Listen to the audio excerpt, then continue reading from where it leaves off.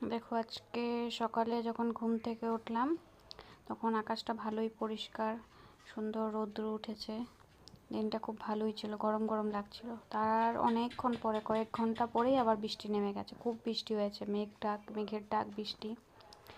তো যাই হোক, সকালে উঠে মুখ টুক ধুয়ে বাকি কাজ করে তারপর মেয়ে স্কুল যাবে, মেয়ের জন্য টিফিন রেডি করলাম। টিফিনটা মেয়েকে রেডি করে দিয়ে মেয়েকে স্কুলে পাঠিয়ে তারপর বাজার আসলো। বাজারে এনেছিল মাছ, আর মাছের সঙ্গে ছিল মাছের ডিম। তো ওই মাছের ডিমটা দিয়ে ডিম পাতুরি করলাম, বেগুন দিয়ে সরষা দিয়ে ডিম পাতুরি। এটা আমাদের ঘরে সবাই খুব ভালোবাসে খেতে, আর খেতেও খুব টেস্ট হয়। তো ডিম পাতুরি করলাম। আমার কড়াইটাকে জাস্ট তোমরা ইগনোর করো, কড়াইটার অবস্থা খুবই শোচনীয়, কারণ এর আগে ওখানে মাছ ভেজেছিলাম, সেই জন্য কড়াইটা এরকম হয়ে গেছে। তো তেল ছিল, সেই তেলে আমি মাছের ডিমের পাতুরিটা করে নিলাম। তারপর এইভাবেই মাছের ডিমটা এভাবে মানে নাড়াচাড়া করতে না, জাস্ট টস করে করে ভাজতে, পিট করে ভাজতে হয়, নাড়াচাড়া করতে হয় না। তারপর তো আমার এক গাদা বাসন জমে গেছিলো, ভাবছিলাম কতক্ষণে এই বাসনগুলো ধুবো। তো যেই হোক, ধুতে তো আমাকেই হবে।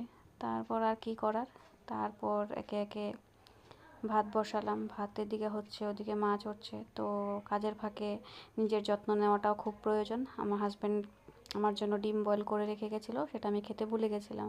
তারপর হঠাৎ করে মনে পড়লো, এখন না খেলে এসে দেখলে তো আবার আমার ক্লাস আছে। তো সেইভাবে ডিমটা ফটাফট করে খেয়ে নিলাম, কাজও করছি, খেয়েও নিচ্ছি।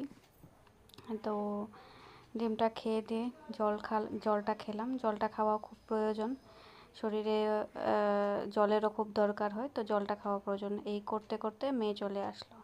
আমি ভাবলাম কি করছে দাঁড়িয়ে, তারপর বুঝলাম যে টিফিন ফিনিশড করেনি, ঘরে আসলে বকা দিব, সেই জন্য ওখানে দাঁড়িয়ে দাঁড়িয়ে টিফিন ফিনিশ করছিল, বাকি টিফিনটা ফিনিশ করছিল। তো আমি ধরে ফেলেছি। তারপর ওই মুখে টিফিন নিয়ে, মানে বাকি টিফিনটা খেয়েছে, ফ্রুটসটা খায়নি। ফ্রুটসটা ছিল, ওই ফ্রুটসটা ওখানে দাঁড়িয়ে দাঁড়িয়ে খাচ্ছিল। তারপর কি করবো আর, তারপর আসলো। ব্যাগের ওজন তো জানোই, যে ওজন, মানে মানুষের থেকে ব্যাগের ওজন বেশি হয়ে যায়। তো চলো, আমি ব্যাগটা নিলাম, আমার তুলতেই কষ্ট হচ্ছিল ব্যাগটা।